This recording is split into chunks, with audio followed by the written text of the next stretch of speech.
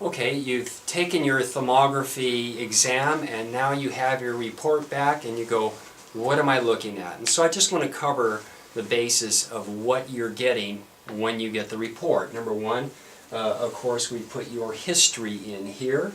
And we also put what we call a thermarray. And this is the array of the different studies that we have taken. You notice we put a front view, the side views, the obliques, and then we have the second series. We're comparing the first series to the second series. This is very important. We found with a study done by Dr. Chapman that 17% inaccuracy if he only took one study. It increases our accuracy when we do the two studies because we're comparing the normal functioning body as it cools down rapidly. So then we take the temperatures here, and you can see them there.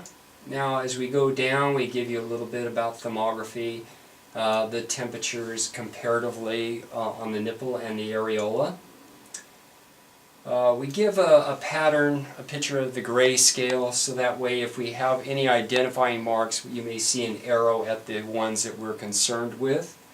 And then we have the score, TH2 here, TH2, and the discussion of within normal limits of what this means when you have a TH1, 2, or 3, 4, 5.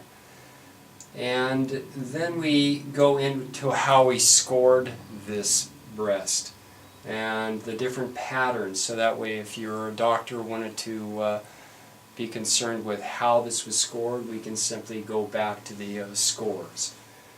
There might be a comment on the scores also, and if I find something that needs to be commented on, we'll put a comment on the bottom. And then also, when is a suggestion for a retake or re-exam? Normally, if there's no problem, we're TH1, 2, we like to see the patient, just like a mammogram has suggested, on a yearly basis.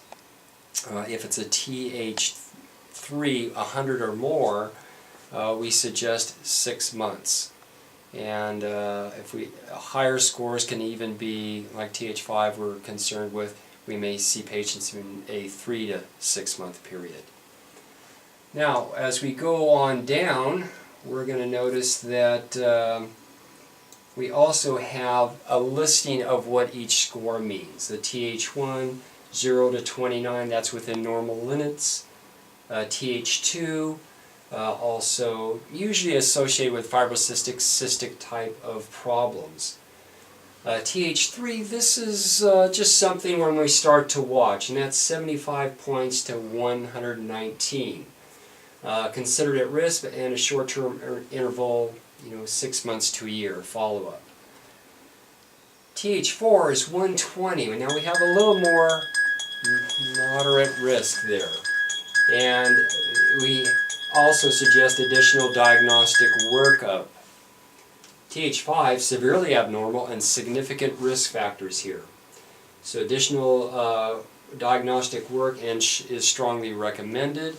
And we're really going to watch this person closely.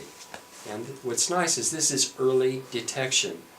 Remember, the American Cancer Association suggested if we have early detection, as high as 95% of breast cancer can be cured. Now that's a high statistic. When we go down a little further, I've also incorporated this other picture here. And the way we interpret this is, if I had a TH1, 0 to 30, this is what, and you draw a line straight up, this is basically what you might expect from a TH1. Here the probability are TH2, like in situ carcinomas, fibroadenomas. TH3s, these are generally what we see with TH3 probabilities, TH4, and so on until we have the TH5.